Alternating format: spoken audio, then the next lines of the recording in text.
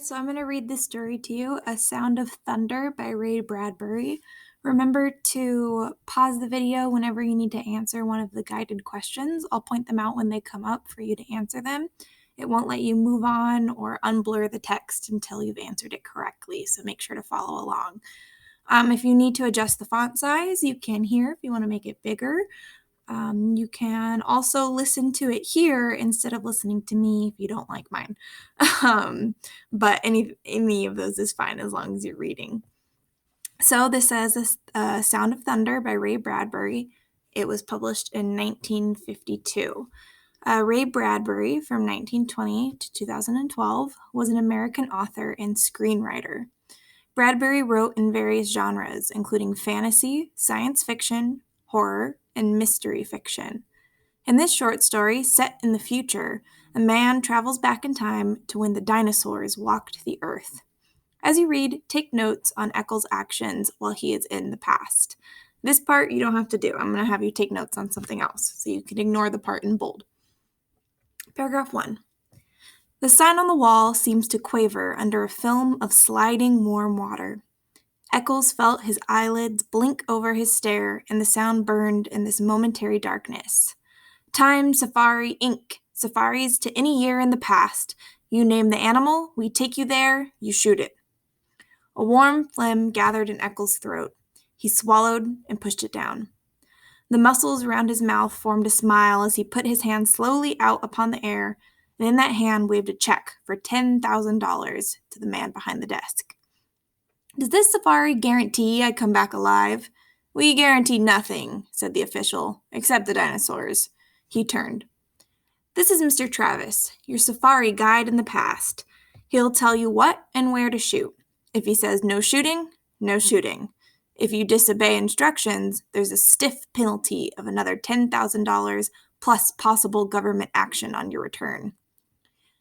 Eccles glanced around the vast office at a mass and tangle, a snaking and humming of wires and steel boxes, at an aurora that flickered, now orange, now silver, now blue. There was a sound like a gigantic bonfire burning all of time. All the years and all the parchment calendars, all the hours piled high instead of flame. A touch of the hand in this burning would, on the instant, beautifully reverse itself.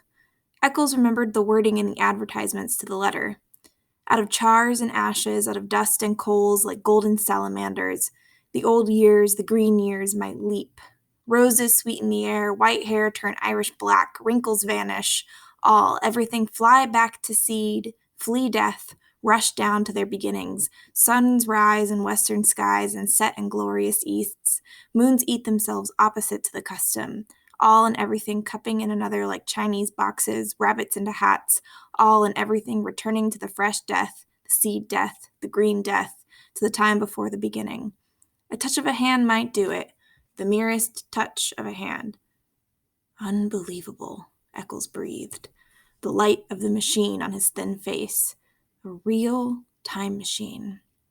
He shook his head. Makes you think. If the election had gone badly yesterday, I might be here now running away from the results. Thank God Keith won. He'll make a fine president of the United States. Yes, said the man behind the desk. We're lucky. If Deutscher had gotten in, we'd have the worst kind of dictatorship. There's an anti-everything man for you. A militarist, anti-Christ, anti-human, anti-intellectual. People called us up, joking but not joking. Said if Deutscher became president, they want to go live in 1492. Of course, it's not our business to conduct escapes, but to form safaris. Anyway, Keith's president now. All you got to worry about is shooting my dinosaur. Eccles finished it for him. A Tyrannosaurus Rex, the tyrant lizard, the most incredible monster in history. Sign this release. Anything happens to you, we're not responsible. Those dinosaurs are hungry. Eccles flushed angrily. Trying to scare me? Frankly, yes. We don't want anyone going who'll panic at the first shot. 6 safari leaders were killed last year, and a dozen hunters. We're here to give you the severest thrill a real hunter ever asked for. Traveling you back 60 million years to bag the biggest game in all of time. Your personal check's still there. Tear it up. Mr. Eccles looked at the check. His fingers twitched. Good luck, said the man behind the desk. "Mr. Travis, he's all yours." They moved silently across the room, taking their guns with them, toward the machine, toward the silver metal in the roaring light. First a day, and then a night, and then a day, and then a night. Then it was day, night, day, a week, a month, a year, a decade, AD 2055, AD 2019, 1999, 1957, gone, the machine roared. They put on their oxygen helmets and tested the intercoms. Eccles swayed on the padded seat, his face pale, his jaw stiff. He felt the trembling in his arms, and he looked down and found his hands tight on the new rifle. There were 4 other men in the machine: Travis, the safari leader, his assistant, Lesperance, and 2 other hunters, Billings and Kramer. They sat looking at each other, and the years blazed around them. "Can these guns get a dinosaur cold?" Eccles felt his mouth saying. "If you hit 'em right," said Travis on the helmet radio. "Some dinosaurs have 2 brains, one in the head and the far down the spinal column. We stay away from those. That's stretching luck. Put your first 2 shots into the eyes if you can, blind 'em, and go back into the brain." The machine howled. Time was a film run backwards. Suns fled and 10 million moons fled after them. "Think," said Eccles. "Every hunter that ever lived would envy us today. This makes Africa seem like Illinois." The machine slowed. Its scream fell to a murmur. The machine stopped. The sun stopped in the sky.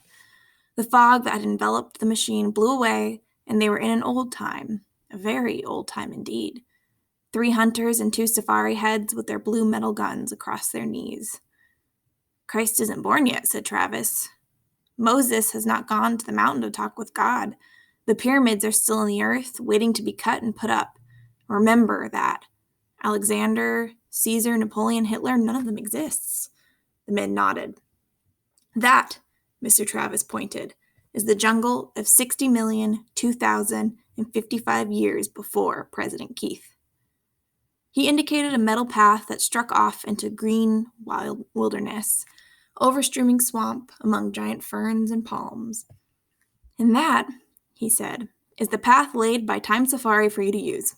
It floats 6 inches above the earth, doesn't touch so much as one grass blade, flower, or tree. It's an anti-gravity metal. Its purpose is to keep you from touching this world of the past in any way. Stay on the path. Don't go off it. I repeat, don't go off for any reason. If you fall off, there's a penalty. And don't shoot any animal we don't, okay?" "Why?" asked Eccles. They sat in the ancient wilderness. Far birds' cries blew on a wind, and the smell of tar and an old salt sea, moist grasses and flowers, the color of blood. "We don't want to change the future. We don't belong here in the past. The government doesn't like us here. We have to pay a big graft to keep our franchise. A time machine is finicky business. Not knowing it, we might kill an important animal, a small bird, a roach, a flower even, thus destroying an important link in a growing species." "That's not clear," said Eccles. "All right," Travis continued. "Say we accidentally kill 1 mouse here. That means all the future families of this one particular mouse are destroyed, right?" "Right. And all the families of the families of the families of that 1 mouse. With the stamp of your foot, you annihilate first 1, then a dozen, then 1,000, 1,000,000, 1,000,000,000 possible mice." "So they're dead," said Eccles. "So what?" "So what?" Travis snorted quietly. "Well, what about the foxes that'll need those mice to survive? For 1 of 10 mice, a fox dies. For 1 of 10 foxes, a lion starves. For 1 of a lion, all manner of insects, vultures, infinite billions of life forms are thrown into chaos and destruction. Eventually, it all boils down to this. 59 million years later, a caveman, 1 of a dozen in the entire world, goes hunting wild boar or saber-toothed tiger for food. But you, friend, have stepped on all the tigers in that region by stepping on 1 single mouse. So the caveman starves. And the caveman, please note, is not just any expendable man. No, he is an entire future nation. From his loins would have sprung 10 sons. From their loins, 100 sons. And thus onward to a civilization. Destroy this 1 man, and you destroy a race, a people, an entire history of life. It is comparable to slaying some of Adam's grandchildren. The stomp of your foot on 1 mouse could start an earthquake, the effects of which could shake our earth and destinies down through time to their very foundations. With the death of that one caveman, 1,000,000,000 years yet unborn are throttled in the womb.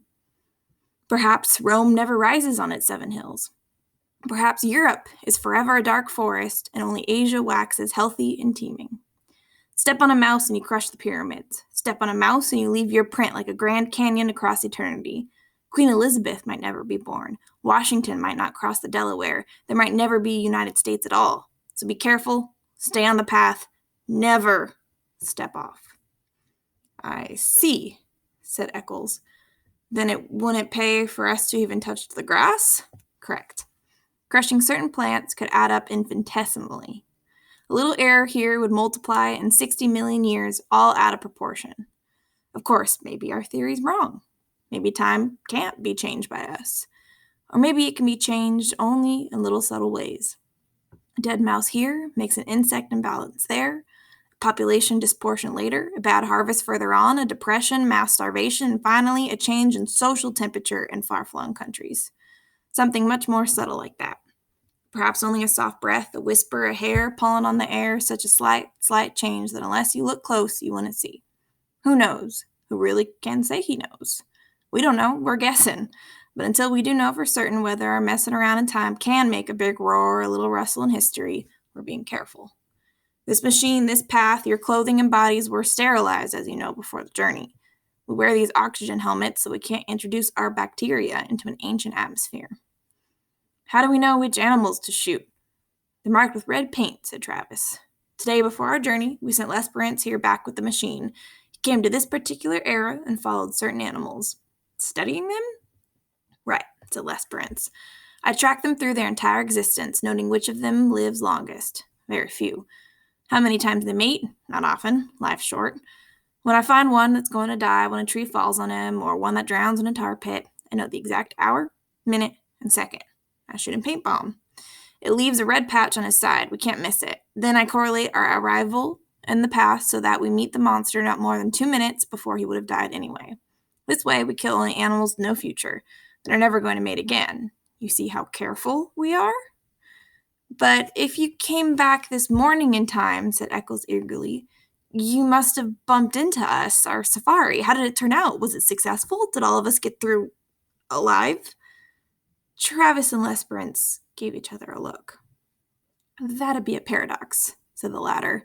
Time doesn't permit that sort of mess, a man meeting himself. When such occasions threaten, time steps aside, like an airplane hitting an air pocket. You felt the machine jump just before we stopped?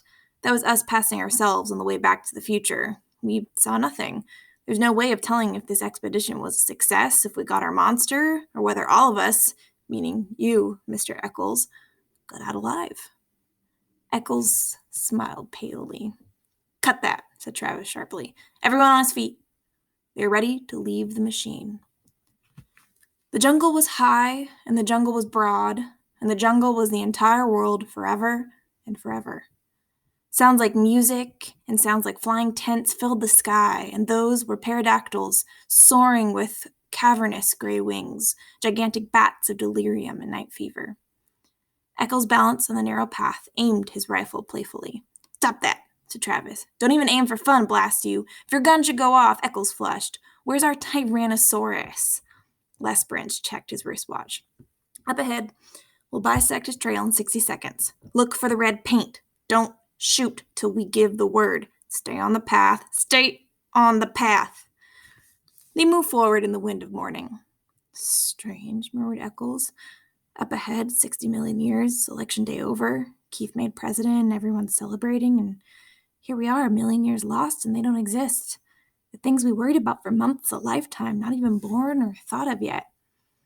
Safety catches off everyone, ordered Travis.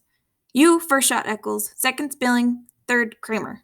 I've hunted tiger, wild boar, buffalo, elephant, but now this is it, said Eccles, shaking like a kid. Ah, said Travis. Everyone stopped. Travis waved his hand. Ahead, he whispered. In the mist, there he is. There's his royal majesty now. The jungle was wide and full of twitterings, rustlings, murmurs, and sighs. Suddenly it all ceased, as if someone had shut a door. Silence. A sound of thunder. Out of the mist 100 yards away came Tyrannosaurus Rex. "It," whispered Eccles. "It. Shh." It came on great, oiled, resilient, striding legs. It towered 30 feet above half of the trees, a great evil god, folding its delicate watchmaker's claws close to its oily reptilian chest. Each lower leg was a piston, 1,000 pounds of white bone sunk in thick ropes of muscle, sheathed over in a gleam of pebbled skin like the mail of a terrible warrior. Each thigh was a ton of meat, ivory and steel mesh, and from the giant breathing cage of the upper body those two delicate arms dangled out front, arms with hands which might pick up and examine men like toys, while the snake neck coiled. And the head itself, a ton of sculptured stone, lifted easily upon the sky. Its mouth gaped, exposing a fence of teeth like daggers. Its eyes rolled, ostrich eyes, empty of all expression save hunger. It closed its mouth in a death grin. It ran, its pelvic bones crushing aside trees and bushes, its taloned feet clawing deep, damp earth, leaving prints 6 inches deep wherever it settled its weight. It ran with a gliding ballet step, far too poised and balanced for its 10 tons. It moved into a sunlit area wearily, its beautiful reptilian hands feeling the air. Why, Eccles twitched his mouth. Could reach up and grab the moon. Shh, Travis jerked angrily. He hasn't seen us yet.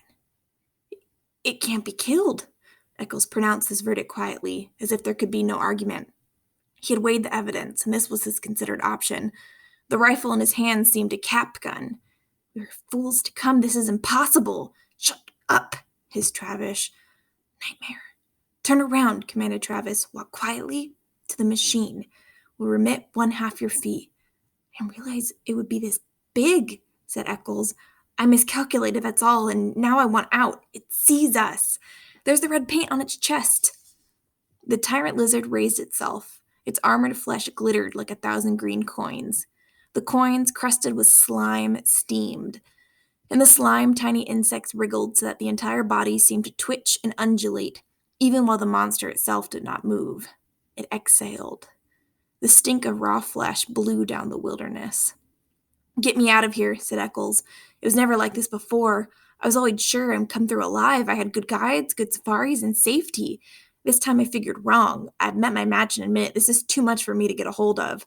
Don't run, said Lesperance. Turn around. Hide in the machine. Yes. Eccles seemed to be numb. He looked at his feet as if trying to make them move. He'd get a grunt of helplessness. Eccles. He took a few steps, blinking, shuffling. Not that way! The monster, at the first motion, lunged forward with a terrible scream. It covered 100 yards in 6 seconds. The rifles jerked up and blazed fire. A windstream from the beast's mouth engulfed them in the stench of slime and old blood. The monster roared, teeth glittering with sun. Eccles, not looking back, walked blindly to the edge of the path, his gun limp in his arms, stepped off the path, and walked, not knowing it, in the jungle. His feet sank into green moss. His legs moved him, and he felt alone and remote from the events behind. The rifles cracked again. Their sound was lost in shriek and lizard thunder. The great level of the reptile's tail swung up, lashed sideways. Trees exploded in clouds of leaf and branch. The monster twitched its jeweler's hands down to fondle at the men, to twist them in half, to crush them like berries, to cram them into its teeth and its screaming throat. Its boulder stone eyes leveled with the men. They saw themselves mirrored. They fired at the metallic eyes and the blazing black iris. Like a stone idol, like a mountain avalanche, Tyrannosaurus fell. Thundering, it clutched trees, pulled them with it. It wrenched and tore the metal path. The men flung themselves back and away. The body hit, 10 tons of cold flesh and stone. The guns fired. The monster lashed its armored tail, twitched its snake jaws, and lay still. A fount of blood spurted from its throat. Somewhere inside, a sack of fluids burst. Sickening gushes drenched the hunters. They stood, red and glistening. The thunder faded. The jungle was silent. After the avalanche, a green peace. After the nightmare, morning. Billings and Kramer sat on the pathway and threw up. Travis and Lesperance stood with smoking rifles, cursing steadily. In the time machine, on his face, Eccles lay shivering. He had found his way back to the path, climbed into the machine. Travis came walking, glanced at Eccles, took cotton gauze from a metal box, and returned to the others who were sitting on the path. Clean up. They wiped the blood from their helmets. They began to curse too. The monster lay a hill of solid flesh. Within, you could hear the sighs and murmurs as the furthest chambers of it died, the organs malfunctioning, liquids running a final instant from pocket to sac to spleen, everything shutting off, closing up forever. It was like standing by a wrecked locomotive or a steam shovel at quitting time, all valves being released or levered tight. Bones cracked, the tonnage of its own flesh off balance, dead weight snapped the delicate forearms caught underneath. The meat settled, quivering. Another cracking sound. Overhead, a gigantic tree branch broke from its heavy mooring, fell. It crashed upon the dead beast with finality. There. Les Brentz checked his watch. Right on time. That's the giant tree that was scheduled to fall and kill the animal originally. He glanced at the two hunters. You want the trophy picture? What? We can't take a trophy back to the future. The body has to stay right here where it would have died originally so the insects, birds, and bacteria can get at it as they were intended to. Everything in balance. The body stays, but we can take a picture of you standing near it. The two men tried to think, but gave up, shaking their heads. They let themselves be led along the metal path. They sank wearily into the machine cushions. They gazed back at the ruined monster, the stagnating mound, where already strange reptilian birds and golden insects were busy at the steaming armor. A sound on the floor of the time machine stiffened them. Eccles sat there, shivering. I'm sorry, he said at last. Get up, cried Travis. Eccles got up. Go out on the path alone, said Travis. He had his rifle pointed. You're not coming back in the machine. We're leaving you here. Les Brentz seized Travis's arms. Wait! Stay out of this! Travis shook his hand away. This fool nearly killed us. But it isn't that so much, no. It's his shoes. Look at him. He ran off the pass. That ruins us. We'll forfeit. Thousands of dollars of insurance. We guarantee no one leaves the path. He left it. Oh, the fool. I'll have to report to the government. They might revoke our license to travel. Who knows what he's done to time, to history. Take it easy. All he did was kick up some dirt. How do we know? Cried Travis. We don't know anything. It's all a mystery. Get out of here, Eccles. Eccles fumbled his shirt. I'll pay anything. $100,000. Travis glared at Eccles' checkbook and spat. Go out there. The monster's neck to the path. Stick your arms up to your elbows in his mouth. Then you can come back with us. That's unreasonable. The monster's dead, you idiot. The bullets can't be left behind. They don't belong in the past. They might change anything. Here's my knife. Dig 'em out. The jungle was alive again, full of the old trimmerings and bird cries. Eccles turned slowly to regard the primeval garbage dump, that hill of nightmares and terror. After a long time, like a sleepwalker, he shuffled out along the path. He returned, shuddering, 5 minutes later. His arms soaked and red to the elbows. He held out his hands. Each held a number of steel bullets. Then he fell. He lay where he fell, not moving. You didn't have to make him do that, said Les Brentz. Didn't I? It's too early to tell. Travis nudged the still body. He'll live. Next time you won't go hunting game like this. Okay. He jerked his thumb wearily at Les Brentz. Switch on. Let's go home. 1492, 1776, 1812. They cleaned their hands and faces. They changed their caking shirts and pants. Eccles was up and around again, not speaking. Travis glared at him for a full 10 minutes. Don't look at me, cried Eccles. I haven't done anything. Who can tell? Just ran off the path, that's all. A little mud on my shoes. What do you want me to do? Get down and pray? We might need it. I'm warning you, Eccles. I might kill you yet. I've got my gun ready. I'm innocent. I've done nothing. 1999, 2000, 2055. The machine stopped. Get out, said Travis. The room was there as they had left it, but not the same as they had left it. The same man sat behind the same desk, but the same man did not quite sit behind the same desk. Travis looked around swiftly. Everything okay here? He snapped. Fine. Welcome home. Travis did not relax. He seemed to be looking at the very atoms of the air itself, at the way the sun poured through the one high window. "Okay, Eccles, get out. Don't ever come back." Eccles could not move. "You heard me," said Travis. "What are you staring at?" Eccles stood smelling of the air, and there was a thing to the air, a chemical taint so subtle, so slight, that only a faint cry of his subliminal senses warned him it was there. The colors, white, gray, blue, orange in the wall, and the furniture, and the sky beyond the window were, and there was a feel. His flesh twitched, his hands twitched. He stood drinking the oddness with the pores of his body. Somewhere, someone must have been screaming one of those whistles that only a dog can hear. His body screamed silence in return.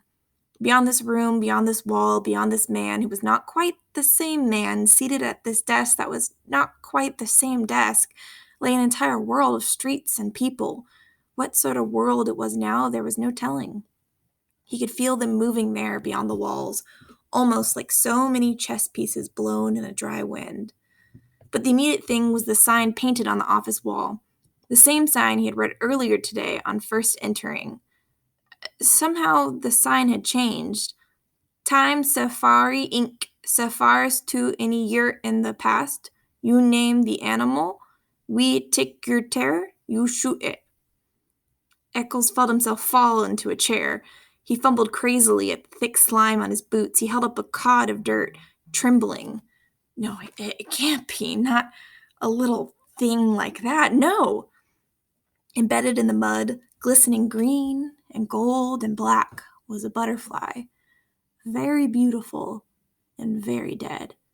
"Not a little thing like that. Not a butterfly," cried Eccles. It fell to the floor, an exquisite thing, a small thing that could upset balances and knock down a line of small dominoes, and then big dominoes, and then gigantic dominoes, all down the years across time. Eccles' mind whirled. It couldn't change things. Killing one butterfly couldn't be that important, could it? His face was cold. His mouth trembled, asking, Who won the presidential election yesterday?" The man behind the desk laughed. "You joking? You know very well. Deutscher, of course. Who else? Not that fool weakling Keith. We got an Iron Man now, a man with guts." The official stopped. "What's wrong?" Eccles moaned. He dropped to his knees. He scrambled at the golden butterfly with shaking fingers. "Can't we," he pleaded to the world, to himself, to the officials, to the machine, "can we take it back? Can we make it alive again? Can we start over? Can we—" He did not move. Eyes shut, he waited, shivering. He heard Travis breathe loud into the room. He heard Travis shift his rifle, click the safety catch, and raise the weapon. There was a sound of thunder.